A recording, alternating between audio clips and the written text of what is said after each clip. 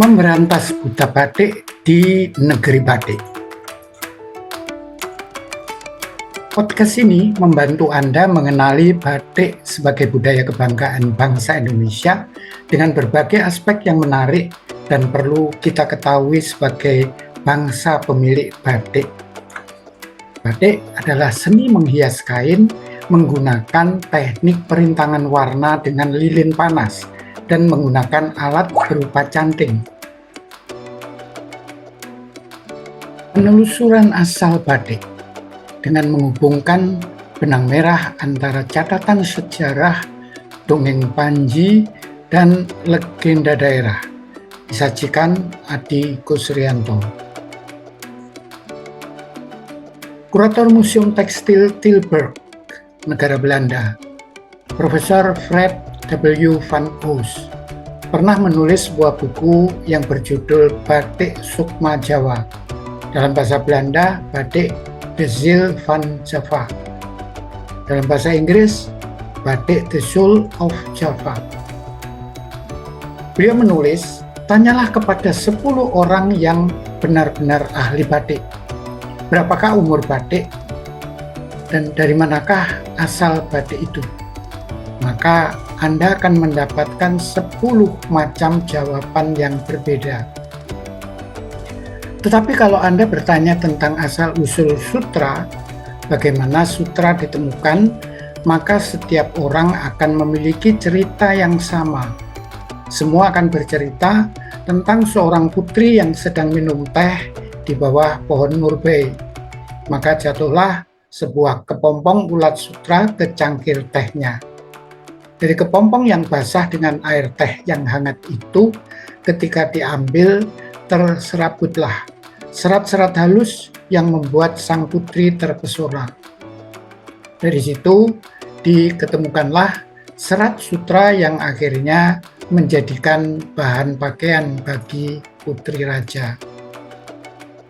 Berangkat dari rasa keprihatinan bahwa belum terintegrasinya pemahaman serta informasi asal mula serta arti apa itu batik, membuat banyak orang menulis dan berbicara tentang batik dari sudut pandang masing-masing tanpa dasar, pegangan, maupun referensi yang valid. Akhirnya banyak tulisan tentang batik menjadi salah kaprah, dan dari informasi yang salah kemudian dikutip dijadikan referensi orang lain sehingga semakin luaslah kesalahkaprahannya. Ketika editor media menyebarkan informasi salah, tulisan ilmiah berupa skripsi, tesis, juga banyak memuat referensi yang keliru, maka hal ini membuat informasi mengenai batik menjadi seringkali kabur. Ketika dalam tulisan ilmiah mencoba mendefinisikan dan mengurai mengenai kosakata batik, banyak yang merekayasa secara tidak tepat. Berikut ini beberapa contoh yang saya minta Anda semua menyimak dengan menggunakan logika. Yang pertama, mengambil istilah batik berdasarkan kerotoboso. Kerotoboso adalah mengutak-atik dua kata atau lebih berdasarkan bunyi, kemudian digabungkan dengan cara disingkat. Kata piring misalnya berasal dari sepi yen miring, kuping, kaku dan jepiping, sego, besesek dan menyebabkan lego, gedang, digeget bubar madang, cengkir, kenceng ing pikir, kupluk, kaku, tur nyempluk. Batik diambil dari kata ba menurut kerotoboso tadi, dari amba. Jadi ba diambil dari kata amba yang artinya ombo katanya. Ombo dalam bahasa Jawa artinya lebar. Kemudian tik dari kata titik. Jadi menurut kerotoboso, batik adalah titik yang ombo atau lebar. Bagaimana menurut Anda? Batik itu bukan membuat titik, tetapi membuat goresan, membuat garis, atau menulis. Maka membatik dengan canting itu disebut batik tulis. Dalam batik itu ada batik nitik memang, tetapi baru muncul di abad ke-18 atau tahun 1700-an yang merupakan desain tiruan terhadap motif-motif dari tenun patola yang berasal dari India. Di Pekalongan namanya jelamprang, sedangkan nitik istilah di daerah Jogja. Yang kedua, mengambil dari etimologi. Etimologi adalah cabang ilmu linguistik yang mempelajari asal-usul suatu kata. Batik berasal dari bahasa Jawa yang memiliki arti yang beragam. Menurut penulis Musman dan Arini pada tulisan di tahun 2011, batik terdiri dari kata mbat dan tik. Mbat dari kata ngembat yang berarti memukul atau melempar berkali-kali.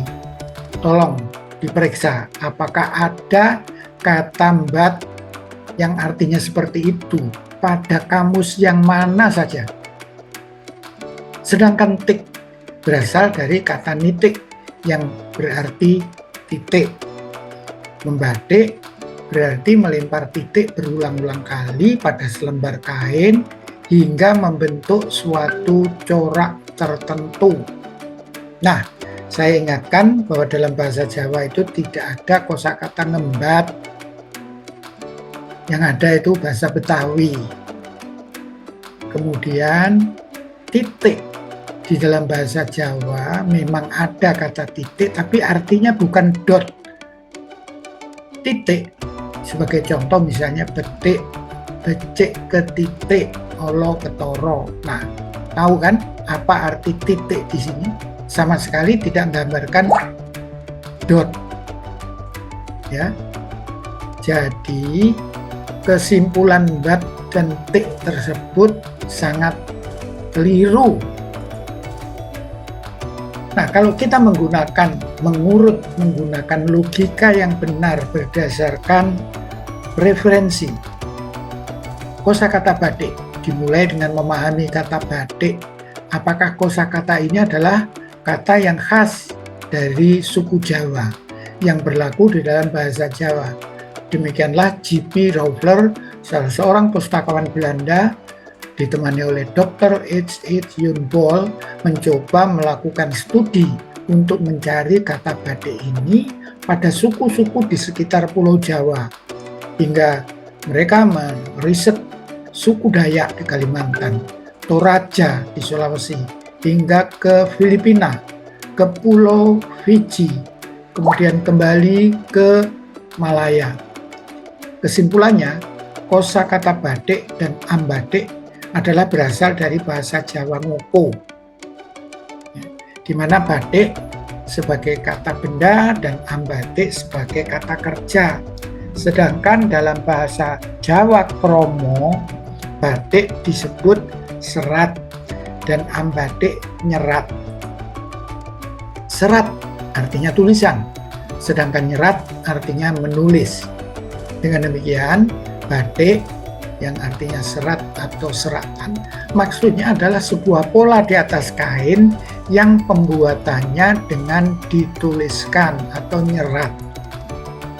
Kata batik dan ambatik diperoleh kedua orang penulis di atas dari Babat Sengkala, diambil dari Kodek 665 dari Legaat van der Toek di Perpustakaan Universitas Leiden, diambil dari Legatum Warnerium pada halaman ke-16, di mana di situ mengambil catatan-catatan yang terjadi pada tahun 1673 hingga 1746. Sementara Babat Sangkala, dalam penulisan pada aksara Latin, kata ambatik kadang ditulis hambatik karena di dalam aksara Jawa tidak ada huruf A, yang ada ho, honocoroko, dan ditulisnya menjadi H.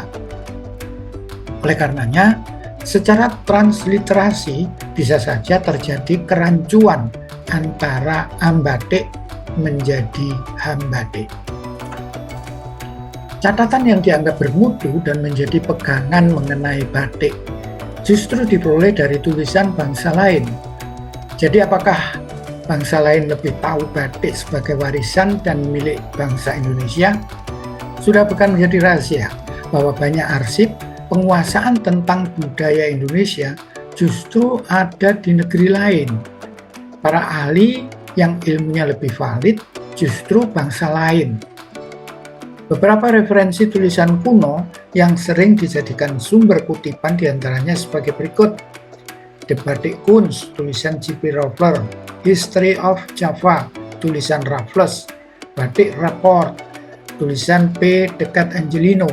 Kemudian tulisan Jasper dan Mas Pirmangati yang terdiri dari 4 jilid. Pada jilid ketiganya berisi tentang uraian mengenai batik. Pada pencarian jejak asal batik ini pun saya melibatkan beberapa sumber tertulis atau literasi, karya nenek moyang kita sendiri. Tetapi kembali pada pokok persoalannya bahwa kita bangsa Indonesia seringkali kebanyakan masih buta huruf, artinya tidak mampu membaca dokumen-dokumen bersejarah tadi. Dokumen kuno itu tertulis menggunakan aksara dan bahasa Jawa kuno maupun bahasa Sanskerta yang kebanyakan dari kita tidak paham. Babat Sangkala, Panji Jayalengkara, cerita Panji Kuda Narawangsa, Panji Anggraeni, Kidung Malat, Kidung Harsa Wijaya, kemudian yang sangat populer Pararaton dan Negara Kertagama. Beruntunglah beberapa ahli pembaca prasasti telah membagikan hasil penelitiannya mengenai tekstil maupun busana atau wastra yang dimiliki bangsa kita, sehingga kita memperoleh pencerahannya. Hal ini akan kita bahas pada seri-seri podcast berikutnya.